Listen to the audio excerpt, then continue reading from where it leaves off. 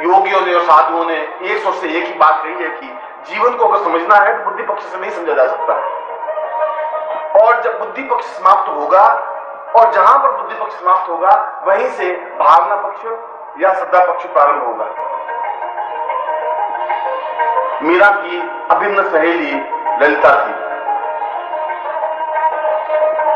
और ललिता को 25 जन्म और लेने पड़े, जबकि राधा को एक भी जन्म नहीं लेना पड़ा।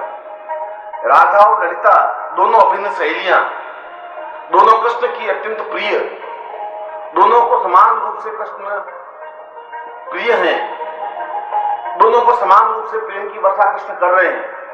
मगर क्या कारण था कि राधा उसी जीवन में पूर्ण मुक्ति को प्राप्त हो गई और ललिता को 25 जन्म और लेने पड़े। और इसका मूल कारण यह था कि राधा का सारा अहम गल गया था, समाप्त हो गया था। उसके मन में तो एक ही बात थी कि कृष्ण दूसरों से प्रेम कर ही नहीं सकते। अगर मुझसे प्रेम करते हैं तो केवल मुझसे ही प्रेम करते हैं। हो सकता है उनके चारों तरफ गोपियां सैकड़ों हो, हजारों हो, लाखों हो, उससे कोई फर्क नहीं पड़ता, मगर राधाएं सैकड़ों नहीं हो सकती। राधा तो केवल मैं हूं, मैं ही रहूंगी।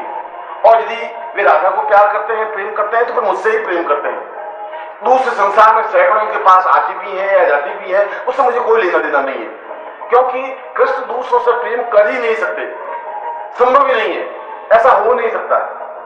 और यदि कोई कहता भी तो राधा कहती है कि यह असंभव है, ऐसा नहीं हो सकता। कृष्ण दूसरों के सामने देख तो सकते हैं, दूसरों के हृदय में नहीं उतर सकते।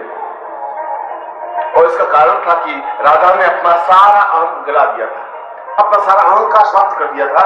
और अहम को गलाने की क्रिया, अहम को समाप्त करने की क्रिया बुद्धि पक्ष को समाप्त करने की क्रिया है। मगर ललिता के मन में अहम था।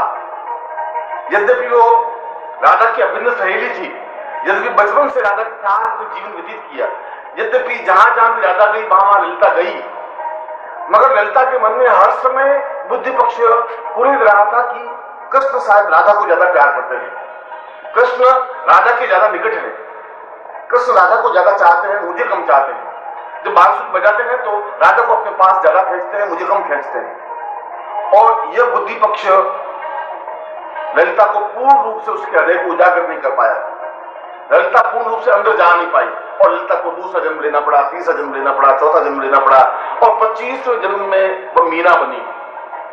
और जब मीरा बनी और मीरा बनकर के जब उसका सारा अहम समाप्त हो गया, सारा बुद्धि पक्ष समाप्त हो गया, जब उसने एक ही बात कहा, मेरे तो गिरधर गोपाल दूसरों में कोई, मैं दूसरा समझता ही नहीं, दूसरा कोई है ही नहीं, मेरे तो केवल एक ही आराध्य है, एक ही चिंतन है, एक ही विचार है, दूसरा हो ही नहीं सकता।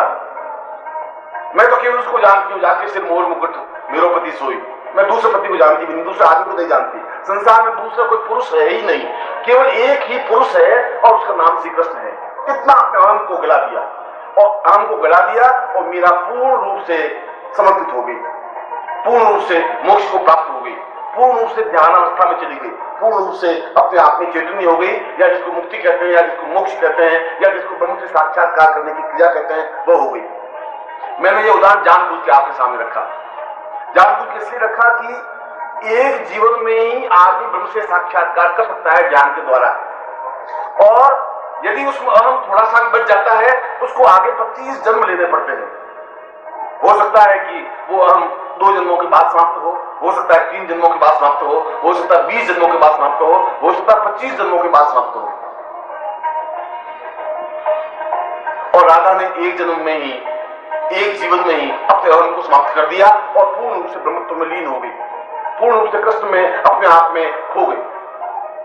क्योंकि जहां अहम है वहां ब्रह्म नहीं है, वहां चैतन्य अवस्था नहीं है, वहां आनंद की अनुभूति भी नहीं है, वहां आनंद की अभिव्यक्ति भी नहीं है, वहां कोई क्रिया नहीं है, वहां कोई पद्धति नहीं है, वहां कोई चेतना नहीं है, वहां कोई प्रस्फुटन नहीं है।